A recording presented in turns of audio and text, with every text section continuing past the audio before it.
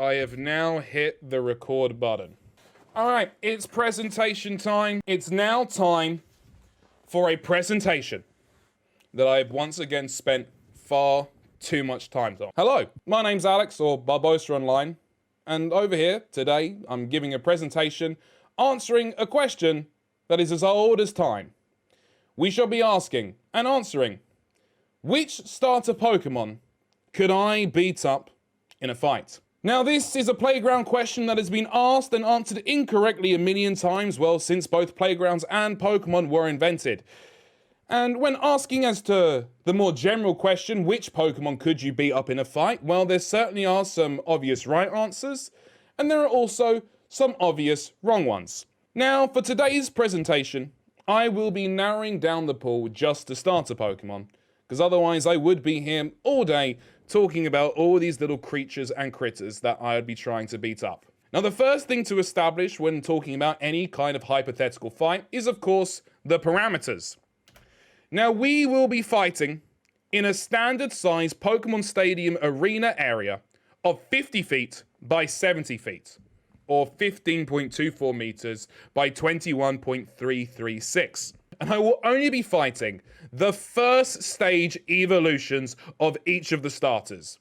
Because let's be honest, I'm going to get rocked by the second evolutions and the third evolutions alike. Now, to make this a fair fight, or rather an equal one, all the Pokemon shall be leveled up to the same level as me, 28. Because in case you couldn't tell, I'm 28 years old. Now, I will also be going off the Sword and Shield level up moves, as that is the closest region to my own. Now let's talk about my stats. Now going through this, hit points at 70, I felt this was a fair amount of HP to give. It kind of goes into the scale with the other starter Pokemon there. I've given myself the attack stat of 80, my highest stat as well, as most of my damage will be coming from punches, kicks, and as well, I will be equipping myself with some heavy-duty boots. They're allowed in competitive Pokemon, therefore they're being allowed in this fight here. For the defense, I've got a stat of 50. I'll be wearing a jacket, the toughest material that I own, my oldest pair of jeans, the heavy-duty boots, of course. Then special attack is at 35. The reason I didn't put this at 0 is because I can do magic tricks, and I also have the element of surprise. Whoa. There you go. Special defense around 35. This is about the amount of protection that the microplastics in my brain give me, and is actually a more accurate number to the total amount of brain cells that I have in my body. Speed 35. I like to think I'm kind of quick, and this brings in for a nice total of 35. My type is normal fighting. I am ready to scrap, but I only have the strength of an ordinary human. Next, my moveset. My first move is tackle. I played a fair amount of sports in my years. I know how to tackle. Whether that's in rugby, whether that's in football, whether that's in fishing. Is fishing tackling? They have tackle in fishing. Next move, sucker punch. I'm ready to play unfair. I will straight up drop treats on the floor for these animals and kick them in the teeth where they are not looking.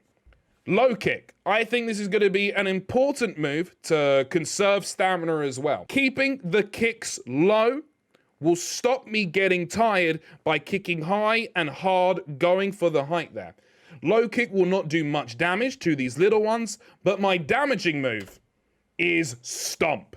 That's right, this here is my signature move. My height is going to be the biggest consistent advantage that I have.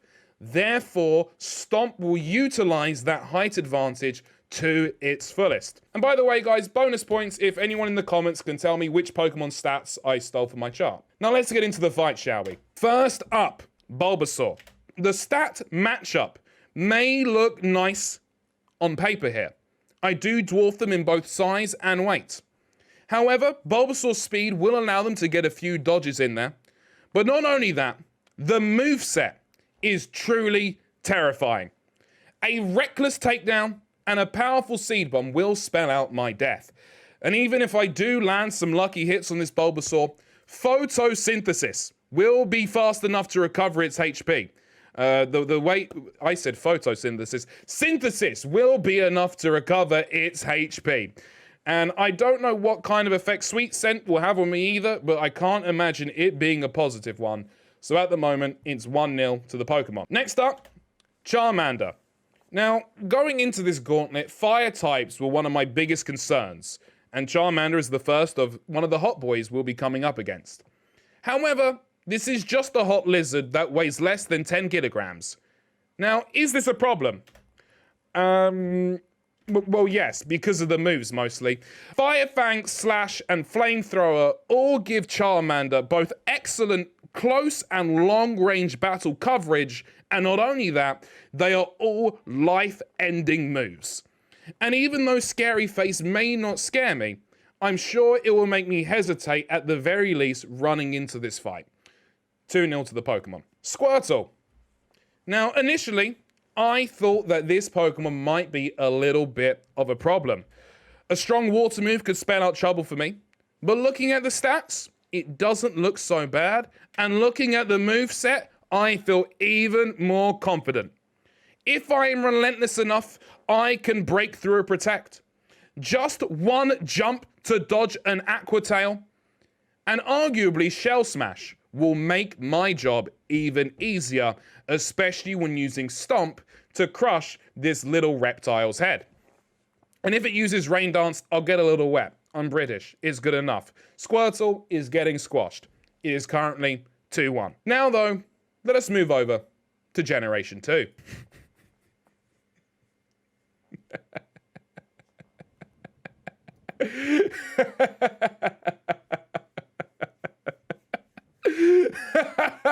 Right. To be honest, even if this thing was given the stats of Rayquaza, I would overcome it and batter it into a pulp. I would find whatever strength was needed to ensure that this thing would cease to exist. But let's say I didn't have the fury of 1,000 suns behind me. This thing is 7 kilos sopping wet. It has no offensive power whatsoever. Let's look at the move, shall we? Reflect. If it throws up that wall, I am just gonna step round it. Magical Leaf will hit me, but again, no special attack stat of any considerable damage will hurt me over here.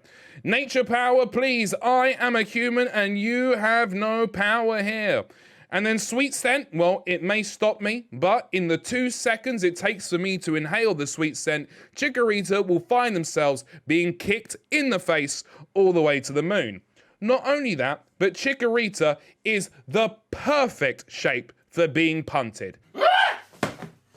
The perfect shape for being punted. It is currently 2-2. Moving on now to Cyndaquil. Taking an initial look at this fire mouse, I thought it would be an easy scrap. Low in weight, low in HP, and from its Pokédex entries, you can see that it is a timid Pokémon.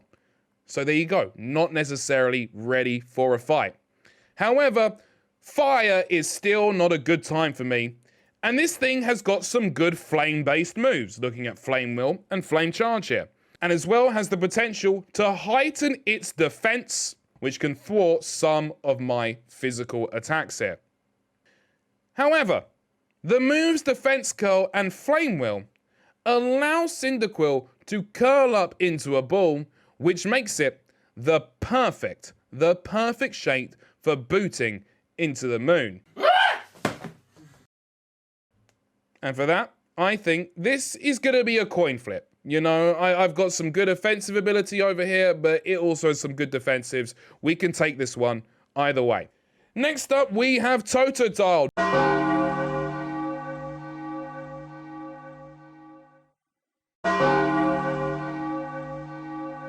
Not a chance. This thing is unhinged. It has a mindset comparable to that of Denji from Chainsaw Man, and not only is its moveset completely terrifying, it tells us that the trainer must even be careful of this Pokemon. It may not have a stab move over here, but I'm pretty sure that it can use those razor sharp teeth there to stab me through the heart. Ice Fang, Flail, Crunch, all terrifying things, and as well as a Scary Face to make me hesitate. This is a loss for me. It's currently 2-3 to the Pokemon. Next up, we've got Trico. Now, initially I thought I'd be in a good chance of fighting a Gecko. Small, pretty squishable, nothing a good boot can't fix. However, through further examination, we can see that this is not going to be an easy fight. Its moveset, although formidable, I feel doesn't pose too much of a threat. However, what you can't see from the picture here is that Trico has tiny spikes and hooks all over its feet. And not only that, but as one of the strongest mental capabilities of any Pokemon here, as Trico is cool, calm, and collected. It never panics under any situation. If a bigger foe were to glare at this Pokemon, it would glare right back without conceding an inch of ground. I think this is another win for the Pocket Monsters. 2-4 to them. Torchic. Birds have hollow bones. Get stomped. Easy win. 3-4. And now, Mudkip. At first glance, it may not look like much. It has some stats. It has a weird water gun, rock slide, a takedown, and a move that will make it forget the head trauma I'm trying to put it through. But if you take a closer look at the stats, you might notice that Mudkip's attack stat is a little bit higher than all of the rest. And the reason for that is because Mudkip has the strength to heft boulders. I don't know if anyone else knew that Mudkip has the strength to heft boulders, but I certainly didn't. I am lighter than a boulder, so therefore I am going to get hefted. That's 3-5 to the Pokemon there. So, in conclusion, I am getting beaten by the Pokemon today. Basically, even though they're starter Pokemon, they're essentially mythical creatures, so this was never ever going to be a fair fight. Thank you so much for watching, everyone. Feel free to like, comment, and subscribe. And if this video gets some views, I'll do the other gens as well. Thank you for watching. I will now be taking questions. Thank you for listening and going through my nonsense. I will now stop the recording.